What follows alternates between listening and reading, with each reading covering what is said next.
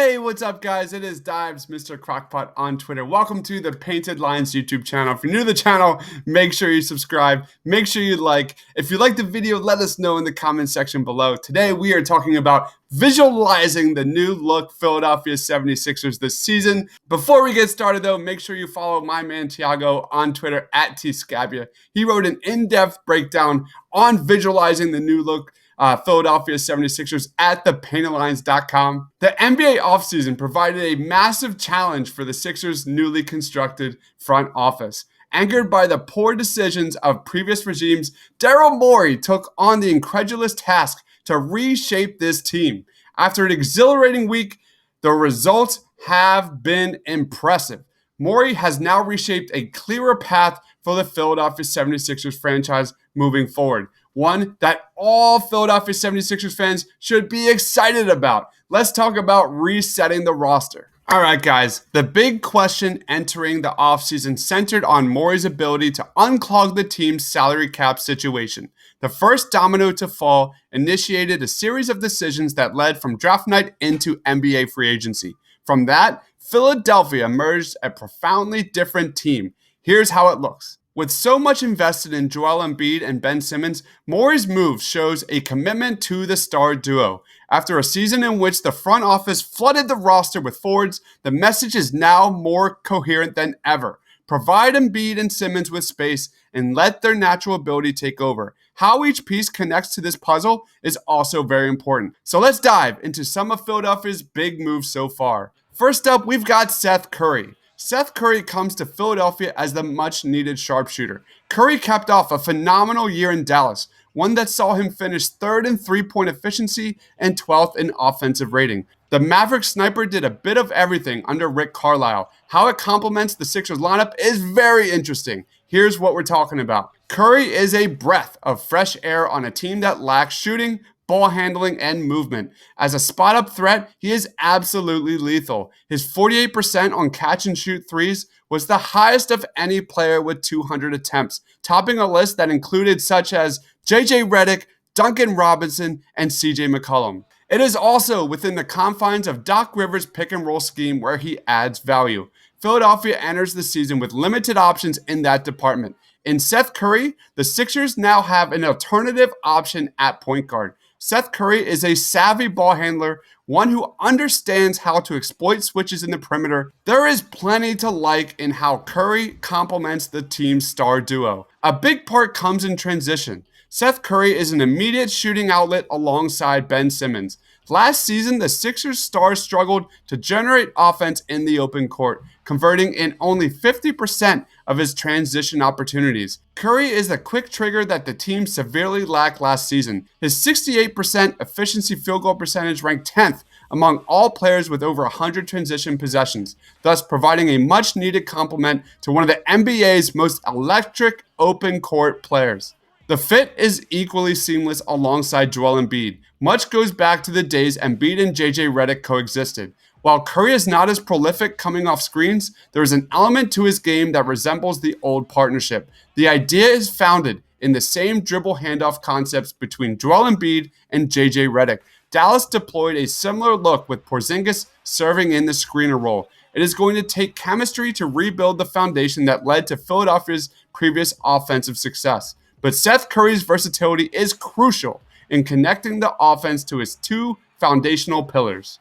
Next up, we got my man Danny Green. Danny Green's arrival signals a clear shift in shot selection. The obvious takeaway is the need for more three-point attempts, but where Danny Green makes his living on the court is also important. One of the most valuable shots in basketball is the corner three. Last season, Philadelphia did not maximize this value from their shot map. Here's how it looked compared to the rest of the league, including the Clippers and the Houston Rockets. Extending defenses horizontally was a big miss in Brett Brown's system, but it is a large part of the new coaching culture. This becomes even more apparent when we juxtapose Danny Green's shot selection to the departed Josh Richardson. Pay particular attention to the volume in shot attempts from the area highlighted in red. Eliminating Josh Richardson's mid-range offense will go a long way to increasing output, but it is Danny Green's high-volume attempts from the corner that moves the needle further. Last season, Danny Green attempted 39% of his threes from this hotspot. It is a substantial uptick from the previous Sixers regime. It also provides a quick safety valve to Joel Embiid double teams. Only 2 seasons ago, Danny Green finished a championship run shooting an impressive 50% from the corner. Infusing a similar type of production alongside Joel Embiid will move mountains for this Sixers big man. The next addition we're talking about is Terrence Ferguson. Many will brush Terrence Ferguson as a toss-in on the Al Horford trade, but what he brings as an alternative should not be overlooked. The emergence of Lou Dort coupled with a poor shooting season made Ferguson expendable in OKC. What the Sixers get is a wing who defends at a very high level. Just last season, Ferguson impressively defended a group of all-stars. Let's take a look. With Matisse Thybulle and now Terrence Ferguson, the Sixers have multiple wing defenders at Doc Rivers' disposal. This unlocks more lineup flexibility, including one where the Sixers shift Ben Simmons to center. Much of Ben Simmons' prior offensive success centered on space and pace lineups, but those lineups made the Sixers vulnerable defensively. Philadelphia is equipped to duplicate this model once again, this time with the defensive depth in the perimeter to complement Ben Simmons and 2 other shooters. One big question mark is Ferguson's shot. Last season, Terrence Ferguson's three-point efficiency cratered to 29%. There are many theories as to why. Ferguson has never been a consistent outside threat, but the third-year wing saw most of his minutes at small forward with the addition of Chris Paul. In a lineup anchored by Paul and Shai Gilgeous-Alexander, he suffered from a considerable drop in corner 3 attempts, a big part of Ferguson's three-point output the prior season. More signs point to a potential uptick in production. Ferguson shot 29% off wide-open three-point looks. This 12% drop from 2018-2019 leads to thinking he could be due for a return to the mean. Ferguson is an above NBA average free throw shooter, another indicator of an outlier season. An improved shooting year from Ferguson could be the ideal turbocharge to the Ben Simmons space and pace bench lineups. Next up, we got my man Dwight Howard. The equation with Dwight Howard is not nearly as complex. Dwight Howard is a massive inside presence, one easily capable to bring down lobs in Doc Rivers' pick and roll offense. It is within the confine of the backup role where we see the value in Dwight Howard. For one, he allows the Sixers to match up with big lineups when Joel Embiid rests. But a key element of Howard's game revolves around the offensive glass. His 4.7 offensive rebounds per 36 minutes rank 3rd among all players over 1,000 minutes. But how does Dwight Howard work with Ben Simmons? Last year, Ben Simmons ranked 32nd in the NBA in drives per game with 11.9, but only 40.4% of his drives equated to points, putting him 40th among a list of 47 players with 10 drives per game. In other words, Ben Simmons is not nearly as aggressive off the drive. When he is, it tends to manifest in a pass to the next teammate. Dwight Howard's role changes this dynamic. His mammoth presence inside enables Ben Simmons to be aggressive downhill. This unlocks a source of offense in a variety of ways. 1. Ben Simmons draws significant attention by attacking the basket. Such attention frees up Dwight Howard to clean up any misses near the rim. But most importantly, it enables Ben Simmons to take the next step in his development. That is, attacking the basket to draw contact and get to the free throw line. This change, coupled with a consistent 4 to 5 foot floater, turns Simmons into a significantly more potent half-court player. Dwight Howard's Superman-like presence should go a long way to unlocking Ben Simmons' potential. And then we get to Tyrese Maxey and Isaiah Joe. Tyrese Maxey and Isaiah Joe each bring their own unique set of skills. In Tyrese Maxey, Philadelphia landed one of the highest upside guards in the entire NBA draft. Maxey's two-way potential is tantalizing, but he is far from that player today.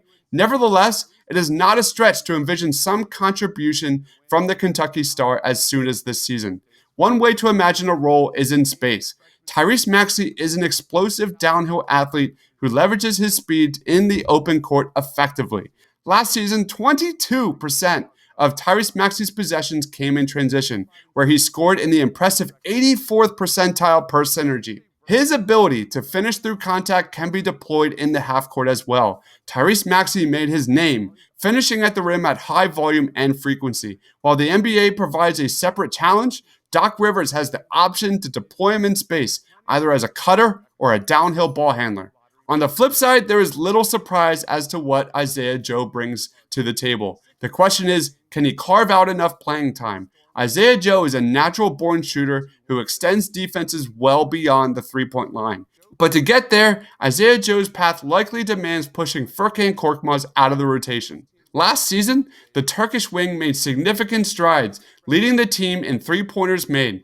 Furkan Korkmaz's defensive limitations are significant, and that is where Isaiah Joe may distinguish himself from the competition. The Arkansas sniper is grounded in good team defense fundamentals, with the frame and instincts to impact possessions. Building his name on the defensive end is Isaiah Joe's path into the rotation and the opportunity to inject substantial offense this season. Let's get into final thoughts. Daryl Morey came to Philadelphia with a long to-do checklist. After a busy week, much of those items have been scratched off the list. The Sixers enter the season a significantly more flexible roster, a team that can now deploy a variety of lineup alternatives.